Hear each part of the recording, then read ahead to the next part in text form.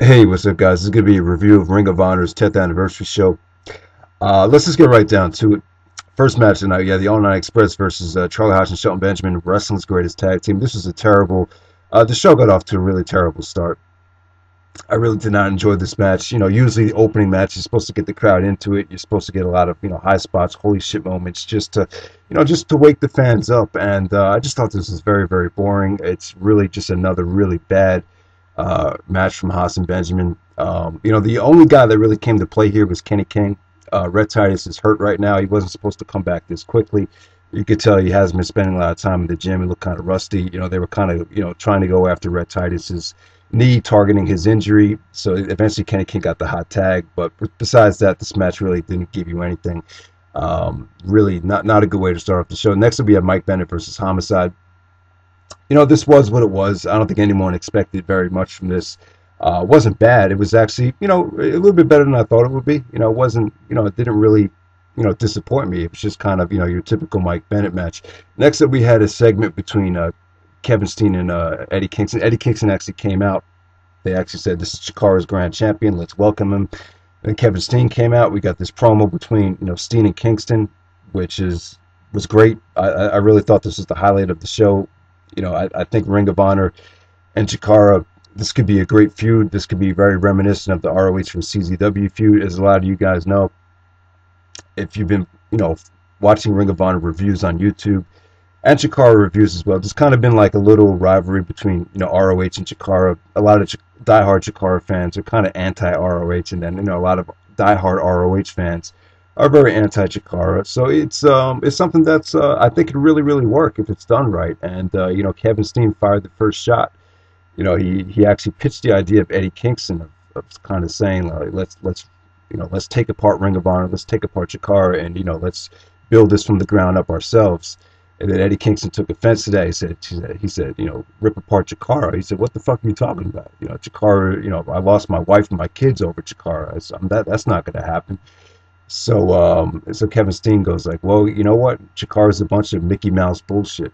And then we had a big brawl between Kevin Steen and Eddie Kingston. I think Steen and Kingston, they're very, very similar. They're both bigger guys, and both great on the mic, and they could both brawl.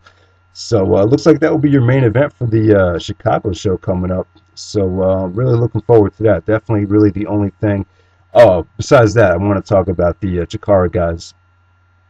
Fire Ant came out, Jigsaw came out, and I don't know, it looked kind of weird to see them in an ROH environment. I don't really know if the initial reaction got the kind of pop that they were expecting. But yeah, just really it was a breath of fresh air, this whole segment, like I said. Next up, we probably got the match of the night. I don't know about you guys, but my stream died a couple times during the match. But from what I saw, it looked very, very impressive. TJ Perkins in Amazing Red taking on Roderick Strong and Michael Elgin of the House of Truth. Really, really sweet stuff here. You saw a lot of nice double team moves from Roderick and Michael Elgin. You saw a great chemistry between TJ Perkins and Roderick Strong, and then, like I said, Michael Elgin did some really awesome high power moves like he always does. And the combination here was just great. You had, Strong and Elgin are very, very, a lot bigger than these guys. They're powerful. And TJ Perkins and Amazing Red, they're very, very technical. They're lightning quick.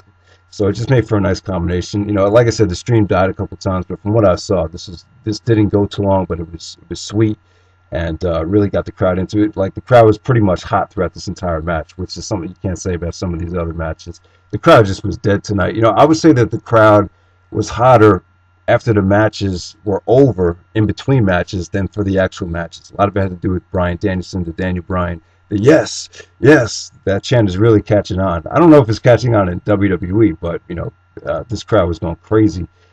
Daniel Bryan was definitely the most over guy tonight, besides Kevin Steen, and he wasn't even in the building. So next up, we had Jay Lethal versus Tommaso and Ciampa for the television championship. This went to a 15-minute time limit draw. They didn't give him 5 more minutes, thank God, because the 5 more minute thing is so played out. And this was kind of, I think the match definitely had its moments. The crowd just doesn't care about Ciampa.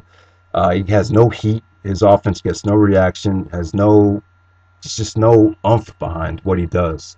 And I thought Lethal looked pretty good though. I think Lethal is a hell of an athlete, and I thought he came to play. There was the match did have its moments, but just nothing to really go out of your way to see. After intermission, during Intermission, actually, they showed um, a lot of, great ROH moments. Some moments I didn't even expect. Like they showed the Briscoes match from Japan, which really isn't a praised match, but they showed that with, Naomichi Marufuji, Naitushi Aoki.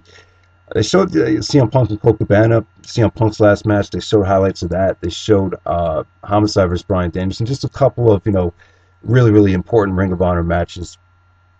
So that was pretty cool. Then after Intermission, we had the Young Bucks versus the Briscoes. This was kind of disappointing to me. I would say this is definitely one of the weakest Young Bucks and Briscoes matches that I've seen. The problem is these guys have done it all. They've had awesome matches on HDNet, PWG, Glory of Honor 8. They just had a match at Glory of Honor 10, which I thought was disappointing. And, I thought this would definitely, be a progression to that match. I thought it would be a lot better. I thought, we would finally get to see these two guys really go at it. And they did. I mean, it was good and everything. The crowd just really didn't care. You kind of got the impression like the crowd, we've seen this all before. You just feel like you've seen it a million times. Just something needs to be done here. I don't know. I really think Jay Briscoe needs to go singles. The guy's cut some of the best promos of the year. He's got so much potential. And the Briscoes have just done it all. I just think it's time to move on. And like I said, these two guys have wrestled all over the indies over the past 2 years, and they really can't follow what they've done. So the match just kind of felt rushed. It just felt like a regular television type of match. It felt exactly like the Glory of Honor 10 match, which I thought felt like a television match. Next up, we have Kevin Steen versus Jimmy Jacobs no DQ match. I thought this was kind of forced. I really didn't think the no DQ hardcore stipulation was fitting for the occasion. The feud between Jacobs and Steen, their beef. I'm just talking about their beef, not Carino's beef. It's kind of it's really it feels more business than personal, in my opinion. That's just how it comes off to me, and I just thought it felt kind of forced. Now, the good thing about this was Jacobs was actually wearing the Age of the Fall jacket, when the Briscoes bled all over his jacket at Man Up. So that was pretty cool. It was like the Age of the Fall. Jacobs came out to play here. And the match did have its moments, though. It kind of felt a little forced, like I said, with the brawling all over the arena. This was really kind of boring, but, it did have its moments with Jacobs. It actually speared Kevin Steen through a table. I think Steen did some vicious suplexes to Jacobs on a chair. And, just, it was okay. I'll give it about 3 1/4. Next, we move on to the main event. We had Davey Richards and Kyle O'Reilly taking on Eddie Edwards and Adam Cole. Davey got booed. Kyle O'Reilly got booed at first. A lot of it has to do with the promo work. Davey's promos feel very uninspired. I just don't think he just doesn't seem very happy to me out there. I don't know what it is. Maybe he's just sick of wrestling. Maybe maybe the pressure of being champion is kind of getting to him. I'm not really sure. Adam Cole was pretty over. Surprisingly, Edwards was, got a lot of the fan support. But let's not kid ourselves. Even though the fans were on Edwards and Cole's side, it's not like these other guys have been cutting spectacular promos. It's not like Eddie Edwards has become CM Punk on the mic. That's definitely not the case. It's just they were just rooting for them out of process of elimination. They didn't want to cheer Edwards, so they cheered Eddie. And even the amount of support that Eddie got was kind of we're just kind of cheering for you because we don't know who else to cheer for. It just came off like that. The match went too long, in my opinion. It felt very, very forced. I just thought, this should have been booked to go maybe only about 20 minutes, maybe 23 minutes. The match definitely had its moments, though, and I'll give all these guys credit. I thought they all busted their ass. They all brought it. It's just the crowd really didn't. Half of the crowd just didn't care. It just, you just didn't feel it between these guys. You just once again, kind of the same problem from Final Battle between Eddie and Davey. Something was just missing there. Kyle actually got DDT'd off the top rope from Adam Cole. Adam Cole when he sent Kyle right into through the table. So then we had Eddie and Davey. They did their stuff in the ring. We got pretty good back and forth action there. And then surprisingly, Adam Cole actually won the match and pinned Davey Richards with the crossbody off the top rope. And that officially ended the match. Then Kevin Steen came off the balcony, or he cut a promo on the balcony. So he's not going to let this 10th anniversary show end with another crappy Davey Richards promo. Took shots at Cornette.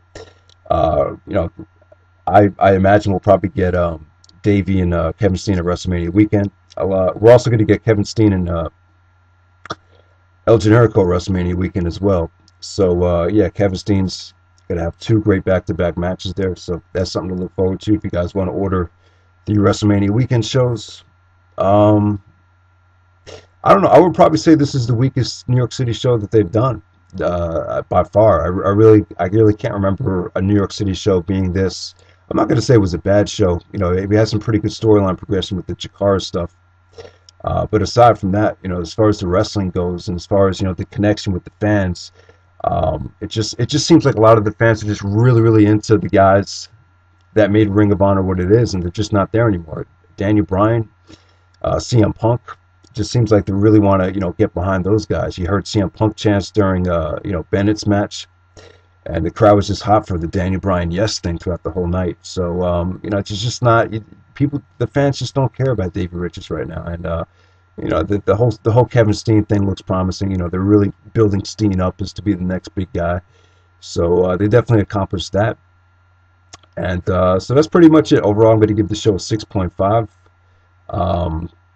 So you can look at the star ratings below. If anyone thinks I'm underrating it or overrating it, then feel free to comment, and feedback is appreciated.